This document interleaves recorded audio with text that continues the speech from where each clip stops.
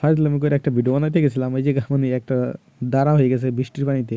তো এই জায়গা দিয়ে আমি এই পাশ থেকে ওই পাশে যাইতে গেছিলাম। তো মানে যাইতে যেয়ে এমন জায়গায় ফাইসা গেছি, দেখেন আমি সামনে উঠাইতে পারতেছি না, পিছু আনতে পারতেছি না। মানে পিছে যে আনবো এই জায়গা একটা গ্যাপের কারণে আনতে পারতেছি না, আর সামনে উঠাইতে পারতেছি না। যে আমার একটা মার্কেট লাগাইছিলাম ইঞ্জিল ঘাট, তো ওইটাই লেগে যেতেছে, মানে ওইটা ভেঙে যাবে এনটা যদি আমি উঠাইতে যাই। মানে আর উঠাইতেও পারতেছি না, মানে কী বলবো, মানে ভিডিও করতে দেখেছি ফাইসা এমন ভাষাটাই ফাঁসছি ভাই। তো দেখতেই পারতেছে মানে কী ভাষাটা ফাইসে গেছি। মানে আমার মামাকে বলছিলাম যে আমি এই জায়গাতে বাইকটা নিতে পারবো, সে ভিডিও করতেছিল, সে আসতেছিল না, দেখি আমি একলা উঠাইতে পারি কি না।